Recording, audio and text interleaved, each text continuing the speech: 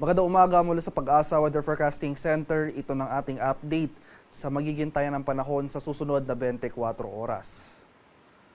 Kagabi ng alas 10 or 10 p.m. kahapon ay nakapasok na nga ng ating Philippine Area of Responsibility itong low pressure area na ating minomonitor. At yung latest location natin as of 3 a.m. today ay nasa layo na ito ng 695 kilometers silangan ng Butuan City sa Agusan del Norte.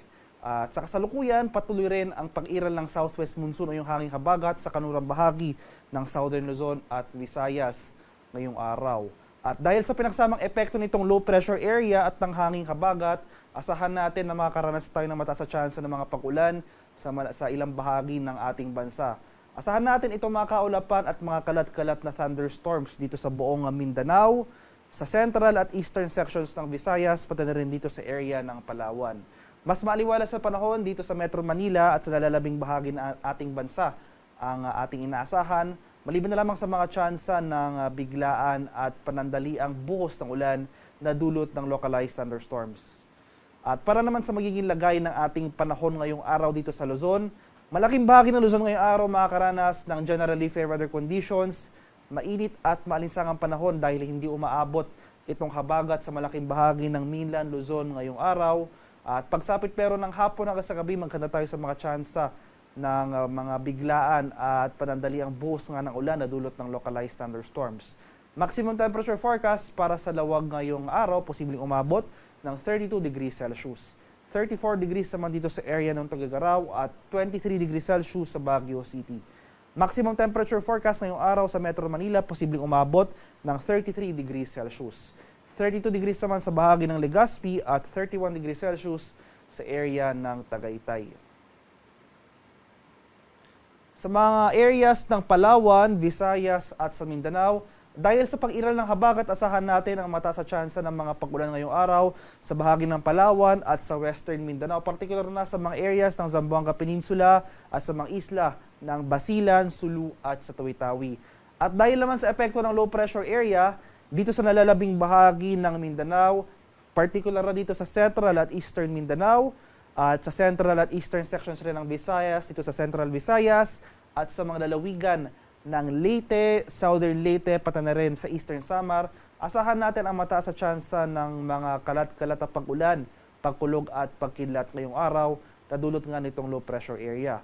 Mas maaliwalas sa panahon, mostly cloudy skies ang ating inaasahan dito sa area ng Western Visayas at Negros Islands region ngayong araw. Ngunit pagsapit ng hapon hanggang sa gabi, makakaranas tayo ng mga isolated rain showers or localized thunderstorms. So ngayong madaling araw pa lamang, may mga naitala na tayong early morning thunderstorms sa malaking bahagi ng Mindanao at itong ang central at eastern sections ng Visayas. So sa mga lugar na ito, especially itong central at eastern sections, dahil ito yung mga lugar na naapektuhan nitong mga kaulapan o yung mga makakapal na kaulapan at mataas sa potential na pag-ulan na dulot itong low pressure area, patuloy tayo maging handa at alerto sa mga banta ng pagbaha at pagbuho ng lupa kung tuloy-tuloy ang pag-ulan na ating mararanasan. At sa kalagayan naman ng ating karagatan, wala pa rin gale warning na nakataas sa namang baybay na ating kapuluan at light to moderate na pag-alon na ating inaasahan sa malaking bahagi ng ating bansa. Gayunpaman, iba yung pag-iingat pa rin sa ating mga kababayan na maglalayag sapagkat kung meron tayong offshore thunderstorm activity, asahan natin itong mga malalakas na bugso ng hangin, kaakibat dito ang bagyang pagtaas ng ating mga alon. At inaasahan nga natin na itong low pressure area na ating minomonitor sa ngayon, mataas ang tsansa na maging isang ganap na bagyo or tropical depression within the next 24 hours. And in the event na maging ganap na bagyo na nga ito, ay bibigyan natin ito ng local name na Enteng. At inasahan natin na starting tomorrow, araw ng Linggo hanggang sa Lunes next week, dahil sa pinagsamang epekto nitong sama ng panahon na ito at ng pag-iral nga ng southwest monsoon, yung hanging habagat na posible ring hatakin nitong weather disturbance na ito, asahan natin ang mataas na tsansa ng mga pag-ulan dito sa areas ng Visayas at Mindanao. So kapapatuloy yung mga pag-ulan sa malaking bahagi ng Visayas at sa Mindanao, makakaranas na rin ng mga pag-ulan sa areas ng Mimaropa at sa Bicol region. Pagsapit naman ng Tuesday at Wednesday next week, bahagyang aangat pa northward yung mga pag-ulan na ating mararanasan. Unti-unti na mababawasan yung mga pag-ulan sa bahagi ng Mindanao at ng Visayas. makakaranas na tayo ng mga pag-ulan na dala ng habagat dito sa Metro Manila, Central Luzon, Calabarzon, Mimaropa, dahil naman dito sa low pressure area na posible maging bagyo, magdudulot rin ito ng mga pag-ulan dito sa Bicol Region at mananatili ng bahagi yung mga pag-ulan na dala ng habagat sa Western Visayas. Kaya patuloy tayong maging or manatili tayong umantabay sa mga updates sa pinapalabas ng Pag-asa ukol sa sama ng panahon na ito. At ang haring araw dito sa Kamunilaan ay sisikat mamayang 5:44 ng umaga at lulubog naman mamaya sa ganap na 6:09 ng hapon.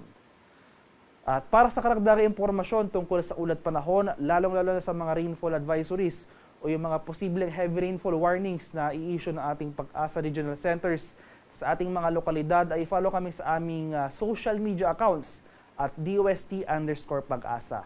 Mag-subscribe rin kayo sa aming YouTube channel sa DOST Pag-asa Weather Report at palaging bistahin ang aming official website sa pag-asa.dost.gov.ph. At yan lamang po ang latest mula dito sa Pag-asa Weather Forecasting Center. Magandang umaga sa ating lahat. Ako po si Dan William Lagkulat.